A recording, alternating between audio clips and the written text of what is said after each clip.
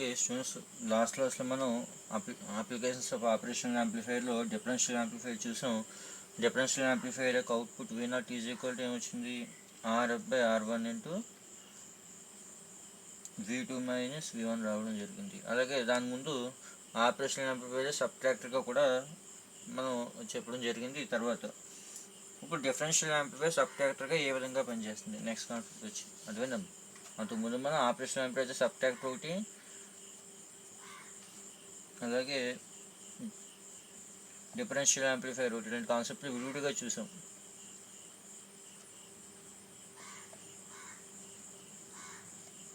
ఇప్పుడు operational amplifier సబ్ట్రాక్టర్గానే పనిచేస్తుంది, అలాగే డిఫరెన్షియల్ యాంప్లిఫైర్గా పనిచేస్తుంది.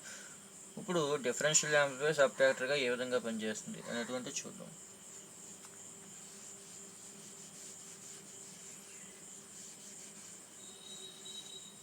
ఓకే, నెక్స్ట్ కాన్సెప్ట్ వచ్చి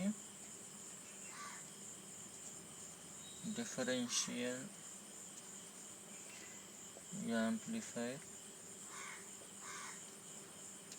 as a subtractor.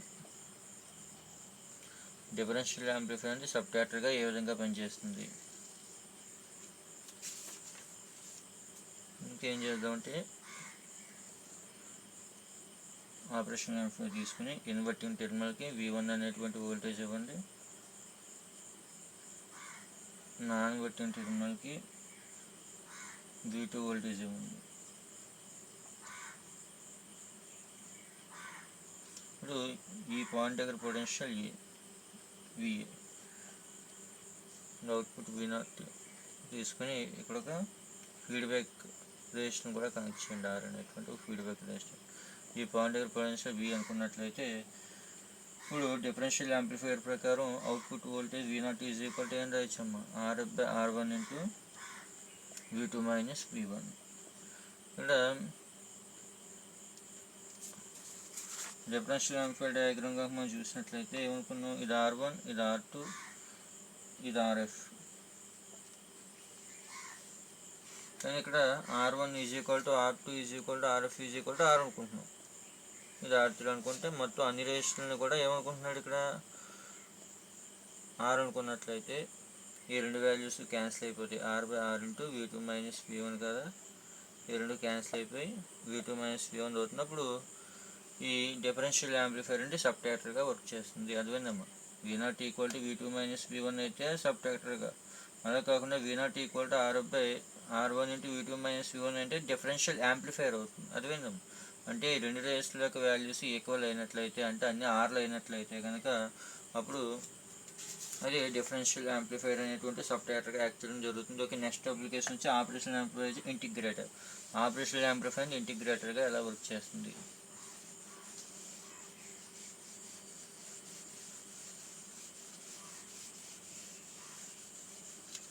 Okay, the next application of op amp is integrator. Operational amplifier as a integrator.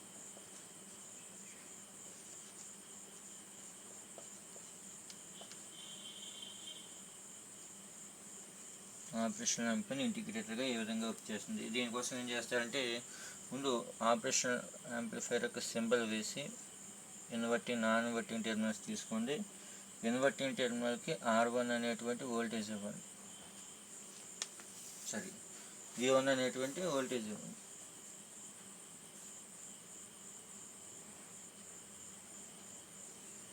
Non inverting terminal ground చేయండి.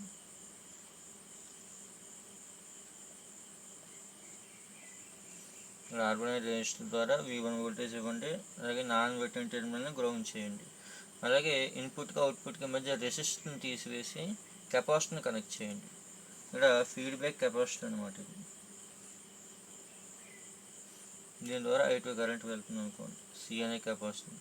ఈ capacitor రెండు terminals మధ్య ఉన్నటువంటి potential difference VC and output V0ని తీసుకోండి.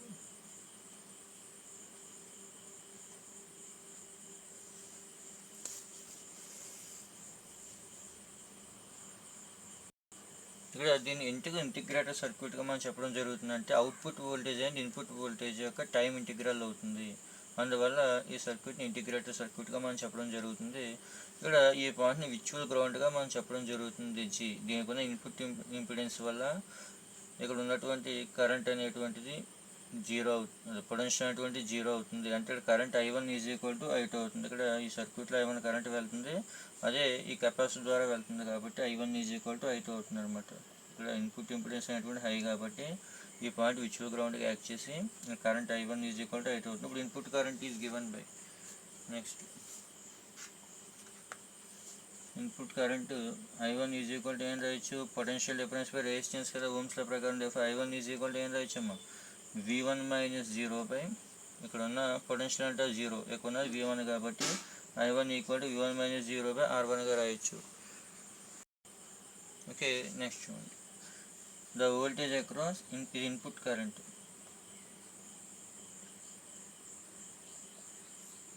అలాగే next వచ్చి ద వోల్టేజ్ అక్రాస్ కెపాసిటర్.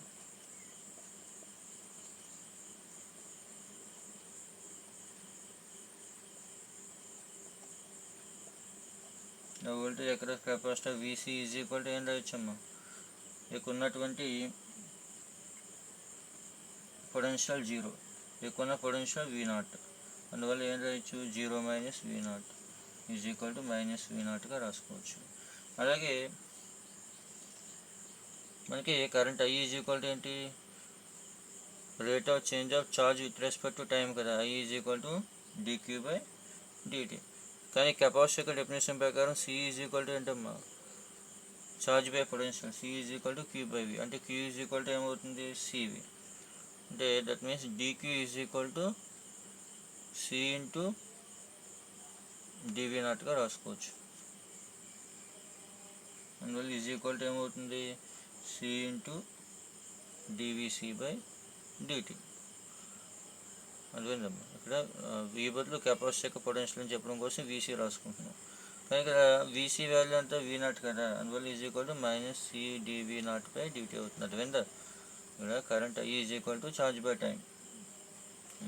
కానీ ఇక్కడ dQ అంటే ఏం రాసుకోవచ్చు, C × dVC. కానీ VC వాల్యూ -V0 కదా, దేర్ఫోర్ కరెంట్ I ఏమవుతుంది, కెపాసిటర్ ద్వారా వెళ్ళే కరెంట్ I2 అనమాట. I2 -C dV0/dt రావడం జరుగుతుంది. ఇప్పుడు కానీ ఇక్కడ కరెంట్ I1 వచ్చింది మనకి ఎంత, V1/R1. కరెంట్ I1 ఎంతమ్మా, V1 ఈ ఈక్వేషన్ నుంచి కరెంట్ I1 ఎంత అవుతుందమ్మా, V1/R1. I2 -C dV0/dt వచ్చింది. ఇప్పుడు రెండు ఈక్వేషన్స్ మనం ఈక్వల్ చేసుకున్నట్లయితే ఈ ఈక్వేషన్ 1 అనుకోండి, దెన్ 2 అనుకోండి. From 1 and 2 V1/R1 -C dV0/dt. ఇప్పుడు దీన్ని ఎలా రాసుకోవచ్చు, dV0/dt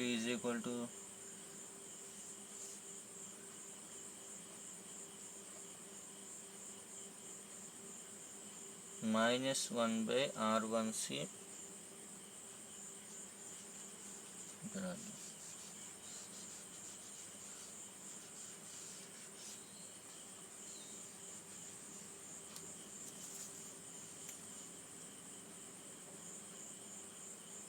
V1/R1 ఏమొచ్చిందమ్మా మనకి, -C dV0/dt. ఇప్పుడు దీన్ని సింప్లిఫై చేయండి. ఇప్పుడు dV0/dt ఏం రాయొచ్చు, ఈక్వేషన్ నుంచి C ఇంటి వైపు తీసుకొచ్చేసినట్లయితే -V1/R1C. అప్పుడు dV0 ఏమవుతుందమ్మా, -V1/R1C dt అవుతుంది. ఇప్పుడు దీన్ని ఇంటిగ్రల్ చేయండి, రెండు వైపులా ఇంటిగ్రల్ చేసినట్లయితే V0 ఏమవుతుంది, -V1/R1C అది R1C కాన్స్టెంట్ కదా, 1/R1Cని బయటకు తీసుకుని లోపల V1 dt with in the limits 0 to t. Time integral కాబట్టి లిమిట్స్ బిట్వీన్ 0 to t చేసినట్లయితే V0 ఏమైందమ్మా, it is a integral of input ఫంక్షన్గా మనకు రావడం జరుగుతుంది. అటువంటి ఇక్కడ వచ్చేటువంటి అవుట్పుట్ అనేది ఇన్పుట్ యొక్క టైం ఇంటిగ్రల్ అవుతుంది. ఈ విధంగా ఆపరేషన్ యాంప్లిఫైర్ ఇంటిగ్రేటెడ్గా వర్క్ చేయడం జరుగుతుంది. నెక్స్ట్ వచ్చి operational amplifier as a differentiator. Operational amplifier ఏ విధంగా డిఫరెన్షియేటర్గా పనిచేస్తుందో చూద్దాం.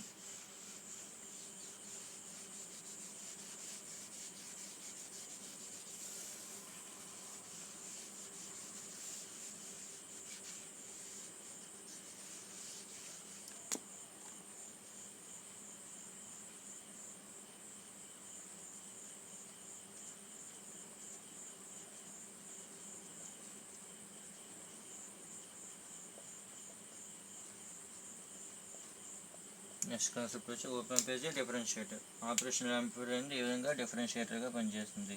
అసలు డిఫరెన్షియేటర్ అంటే ఏంటి? ముందు సర్క్యూట్ చూద్దాం. ఇక్కడ డిఫరెన్షియల్ యాంప్లిఫైర్కి ఏం చేయాలన్నట్లయితే ఇన్పుట్ రెసిస్టర్ని తీసివేసి అక్కడ నాన్ ఇన్వర్టింగ్ టెర్మినల్కి ఒక కెపాసిటర్ని కనెక్ట్ చేయాలి.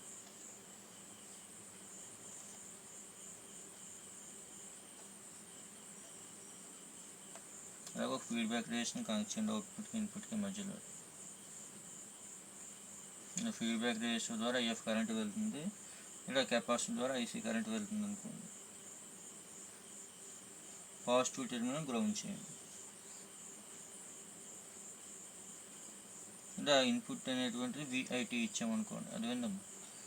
ఇన్పుట్ అనేటువంటి టైంతో ఫంక్షన్ కాబట్టి ఇన్పుట్ VI ఇచ్చామనుకోండి విత్ రెస్పెక్ట్ టు టైం. ఇప్పుడు ఇది ఏ విధంగా అవుట్పుట్ అనేది V0T.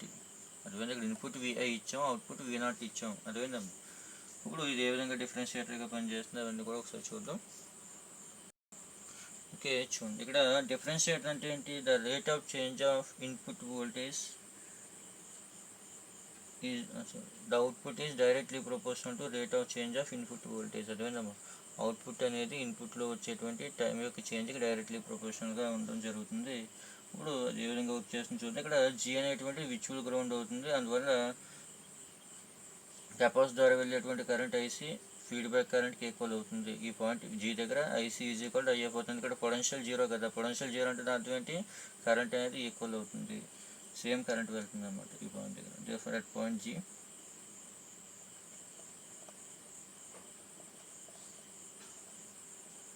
IC is equal to IF. ఇక్కడ IC ఏంటి? Current to capacitor. IC is equal to current to capacitor. ఇప్పుడు అలాగే IC ఈజ్ ఈక్వల్ టు ఏం రాయచ్చమ్మా? dQ/dt, rate of change of charge with respect to time. ఇప్పుడు కానీ కెపాసిటర్కి equation ఏంటి? C is equal to Q/V. అది విందాం. నేను దాని నుంచి Q ఈజ్ ఈక్వల్ టు ఏం రాయొచ్చు? CV రాయొచ్చు. అంటే dQ is equal to C into dVగా తీసుకోవచ్చు. ఇక్కడ V అన్నట్లయితే ఇన్పుట్ వోల్టేజ్ కదా, VIT అనమాట. అంటే dQ is equal to C into dVITగా రాసుకున్నట్లయితే అప్పుడు ఈక్వేషన్ ఎలా మారుతుంది? C into D into VIT/dt. అదేనా? అలాగే feedback current IF is equal to ఎంత రాసుకోవచ్చు?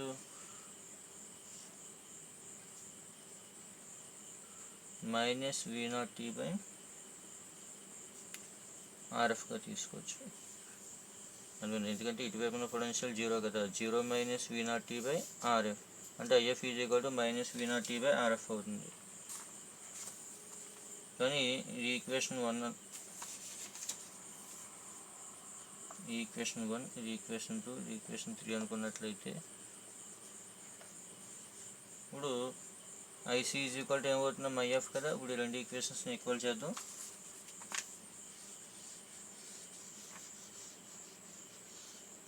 అంటే IF is equal to IC కాబట్టి ఈక్వేషన్ 2ని 3ని ఈక్వల్ చేసినట్లయితే C ఇంటూ dVIT/dt ఈజ్ ఈక్వల్ టు ఏమవుతుందమ్మా? -V0T/RF.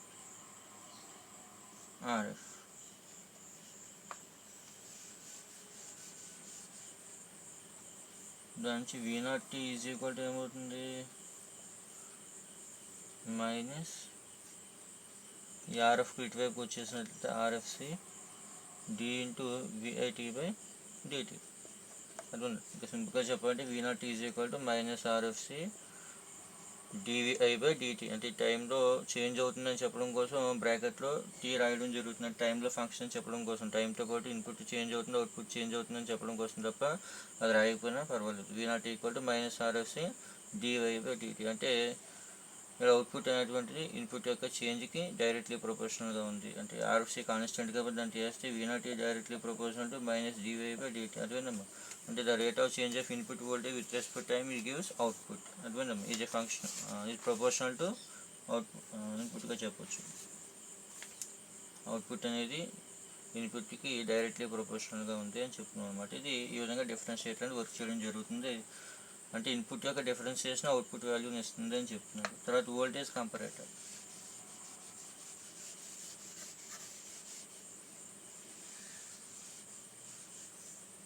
ఓకే, నెక్స్ట్ అప్లికేషన్ వచ్చి వోల్టేజ్ కంపరేటర్.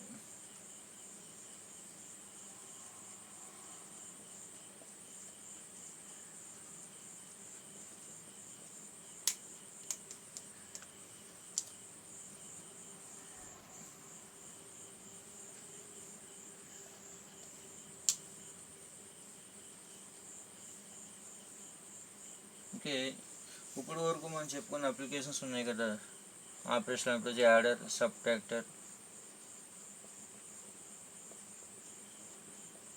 అలాగే ఇంటిగ్రేటెడ్ డిఫరెన్షియేటర్, ఇలా మనం చెప్పుకున్న అప్లికేషన్స్ అన్నింటిలో కూడా మీరు గమనించినట్లయితే ఫీడ్బ్యాక్ రేషన్ యూజ్ చేసాం కాబట్టి అవన్నీ కూడా క్లోజ్డ్ లూప్ కాన్ఫిగరేషన్స్లోకి వస్తాయి. అదేంటమ్మా, అవన్నీ కూడా క్లోజ్డ్ లూప్ కాన్ఫిగరేషన్స్లోకి వస్తాయి. అలాగే ట్రాన్సిస్టర్ సంబంధించి మరి ఓపెన్ లూప్ కాన్ఫిగరేషన్స్లో ఏ అప్లికేషన్స్ లేవా అన్నట్లయితే వోల్టేజ్ కంపరేటర్. అంటే ఆపరేషన్ యాంప్లిఫైయర్ ఓపెన్ లూప్ కాన్ఫిగరేషన్లో యూజ్ చేసి అది వోల్టేజ్ కంపరేటర్గా యూజ్ చేసుకోవచ్చు. ఇప్పుడు ఆపరేషన్ యాంప్లిఫైయర్ వోల్టేజ్ కంపరేటర్గా ఏ విధంగా పనిచేస్తుందో చూద్దాం.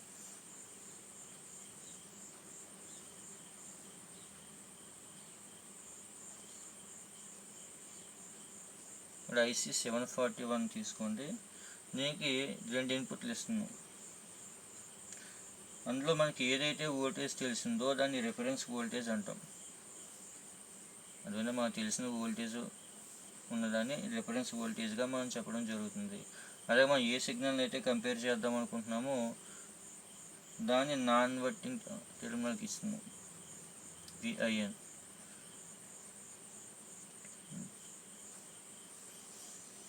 అవుట్పుట్ V0ని తీసుకోవచ్చు టు RL. ఇది ప్లస్ VCC, 2 పవర్ సప్లైలు కావాలి కదా, ఇది మైనస్ VE. అదేనమ్మా. ఇక్కడ చూడండి, ఎలాంటి ఫీడ్బ్యాక్ రేషన్ మనం యూజ్ చేయట్లేదు కాబట్టి దీన్ని ఓపెన్ లూప్ కాన్ఫిగరేషన్గా మనం చెప్పడం జరుగుతుంది, లేదా ఓపెన్ లూప్ సర్క్యూట్గా చెప్పొచ్చు. అదే మన ఫీడ్బ్యాక్ రేషన్ కనెక్ట్ చేసినట్టు ఏంటి క్లోజ్డ్ లూప్ సర్క్యూట్గా మనం చెప్పడం జరుగుతుంది. అదే వరకు మనం చెప్పుకున్న అప్లికేషన్స్ అన్నీ కూడా క్లోజ్డ్ లూపే, ఇది మాత్రం ఓపెన్ లూప్లోకి రావడం జరుగుతుంది.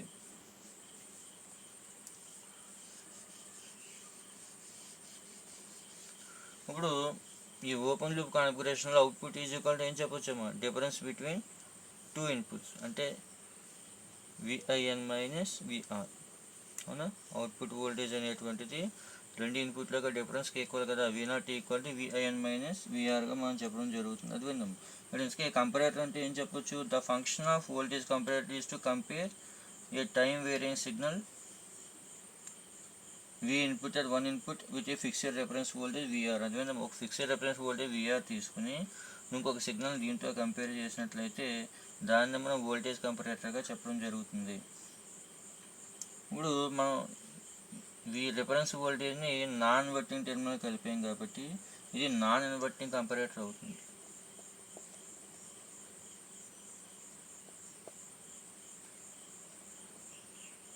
అర్థమైందా, మనకు తెలిసినటువంటి ఇన్పుట్ వోల్టేజ్ని రిఫరెన్స్ వోల్టేజ్తో కంపేర్ చేసినట్లయితే దాన్ని వోల్టేజ్ కంపరేటర్గా చెప్పడం జరుగుతుంది. మన రిఫరెన్స్ వోల్టేజ్ VR అంటే మనకు తెలిసిన వోల్టేజ్ VRని నాన్ ఇన్వర్టింగ్ టెర్మినల్ కలిపాం కాబట్టి ఇది నాన్ ఇన్వర్టింగ్ కంపరేటర్గా మనం చెప్పడం జరుగుతుంది. అర్థమైనా. ఇందులో ట్రాన్సిస్టర్ అనేది సాచురేషన్ స్టేజ్లో వర్క్ చేయడం జరుగుతుంది. అందులో మళ్ళీ 2 కేసెస్ ఉన్నాయి. ఇన్పుట్ వోల్టేజ్ రిఫరెన్స్ వోల్టేజ్ కన్నా ఎక్కువైనప్పుడు, లేదా ఇన్పుట్ వోల్టేజ్ రిఫరెన్స్ వోల్టేజ్ కన్నా తక్కువైనప్పుడు. అర్థమైంది. అంటే ఫస్ట్ కేసు వచ్చి when V input is less than VR, V input అనేటువంటిది విఆర్ కన్నా చిన్నదైనట్లయితే, అర్థమైందమ్మా, అంటే విఆర్ పెద్దది, వి ఇన్పుట్ చిన్నది అయినట్లయితే ఈ వాల్యూ ఏమవుతుంది, నెగిటివ్ వస్తుంది కదా, V0 అనేటువంటిది -V సాచురేషన్లోకి వెళ్ళిపోతుంది, అర్థమైందమ్మా. అలా కాకుండా సెకండ్ కేసు వచ్చి when V input is greater than VR అయితే, వి ఇన్పుట్ అనేది పెద్దది, విఆర్ చిన్నదైనట్లయితే V0 ఈజ్ ఈక్వల్ టు ఏమవుతుందమ్మా, పాజిటివ్ V సాచురేషన్లోకి రావడం జరుగుతుంది. అలాగే ఎక్కువ కరెంట్ వచ్చినప్పుడు ఈ ఆపరేషన్ యాంప్లిఫైయర్ డ్యామేజ్ అవ్వకుండా ఉండడం కోసం రెండు డయోడ్లను కూడా కనెక్ట్ చేయడం జరుగుతుంది. ఇక్కడ D1 D2 అనేటువంటి 2 డయోడ్స్ని కూడా కనెక్ట్ చేయడం జరుగుతుంది. ఓకే, ఇప్పుడు నేను వర్కింగ్ చూద్దాం.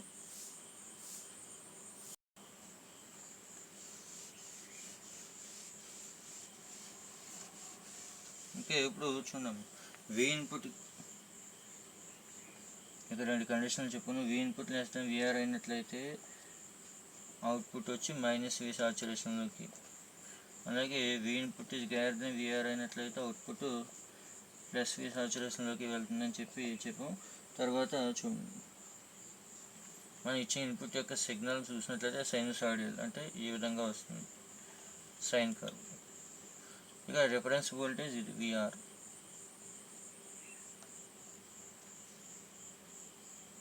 టైంతో పాటు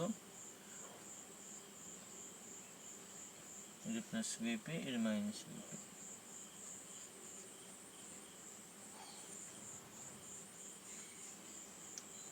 ఓకే, వి ఇన్పుట్నేమో వైఎక్స్ మీద, టైంని ఎక్సెస్ మీద తీసుకుని కర్వ్ గీస్తుంటే ఈ విధంగా వచ్చింది. ఇప్పుడు చూడండి, మనం ఇచ్చినటువంటి ఈ రిఫరెన్స్ వోల్టేజ్ కన్నా మనం ఇచ్చిన సిగ్నల్ యొక్క వోల్టేజ్ ఎక్కువగా ఉన్నట్లయితే అది ఏం చేస్తుంది, వి ఇన్పుట్ ఈజ్ గ్రేటర్ దెన్ విఆర్ని, ఇక్కడ అవుట్పుట్ వచ్చి మనకి స్క్వేర్ వేవ్ వస్తుంది.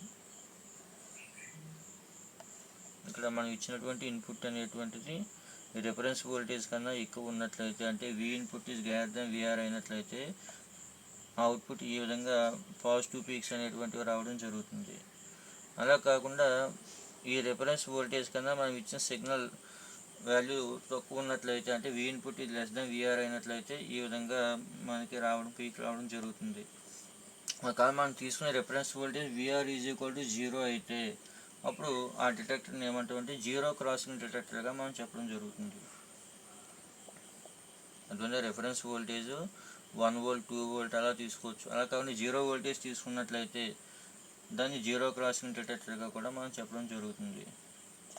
అదేనా, ఒకవేళ ఈ కంపరేటర్లో కూడా మనం ఫీడ్బ్యాక్ని యూజ్ చేసినట్లయితే, పాజిటివ్ ఫీడ్బ్యాక్ని యూజ్ చేసిన, పాజిటివ్ ఫీడ్బ్యాక్ అంటే ఏంటి,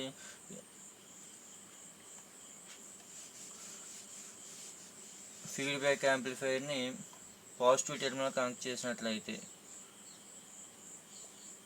దాన్ని పాజిటివ్ ఫీడ్బ్యాక్ యాంప్లిఫైయర్గా మనం చెప్పడం జరుగుతుంది.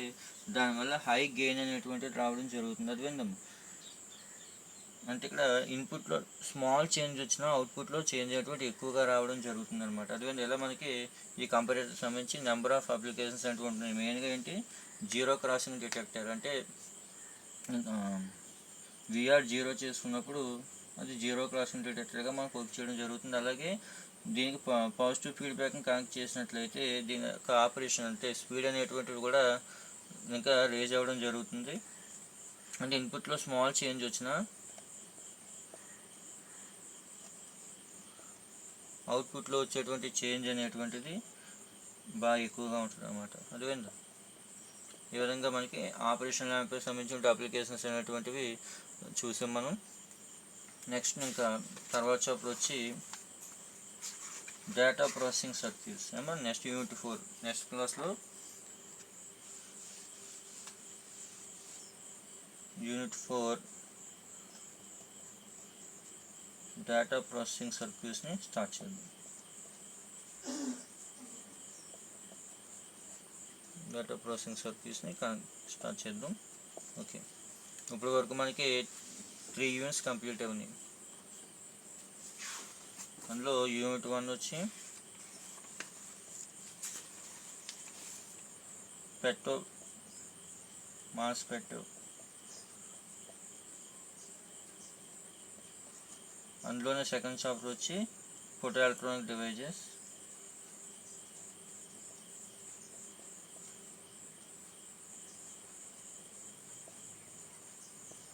ఈ రెండు మీకు డైరెక్ట్ క్లాసులు చెప్పాం. తర్వాత యూనిట్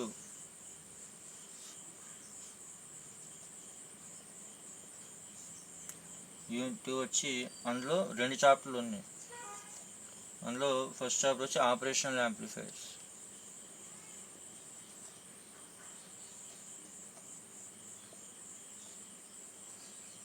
యూనిట్ 3 వచ్చి అంటే 4వ చాప్టర్ వచ్చి అప్లికేషన్స్ ఆఫ్ ఓపెన్.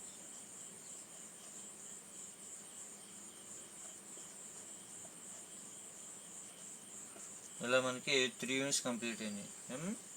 ఇందులో ఈ ఆపరేషనల్ యాంప్లిఫైర్స్లో మీకు మెయిన్గా బ్లాక్ డయాగ్రామ్, అలాగే విచువల్ గ్రౌండ్, ఈ కాన్సెప్ట్లు బాగా చదవాలి. CMR, slow rate. అలాగే అప్లికేషన్స్ ఆఫ్ ఆపరేషనల్ యాంప్లిఫైర్స్లో ఏదో ఒక అప్లికేషన్ ఆడడానికి అవకాశం ఉంది.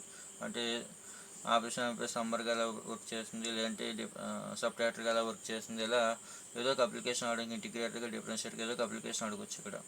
అలాగే పెట్రో మాస్ఫెట్ రెండింటిలో ఏదో ఒకటి ఎస్ఏ ఆడడానికి అవకాశం ఉంది. అలాగే photo electronic devices short answers, LDR, LCR వీటిని షార్ట్ ఆన్సర్స్ ఎక్కువగా ఆడడానికి అవకాశాలు ఉన్నాయి. ఈ విధంగా ఒకసారి జాగ్రత్తగా చదవండి. Thank you.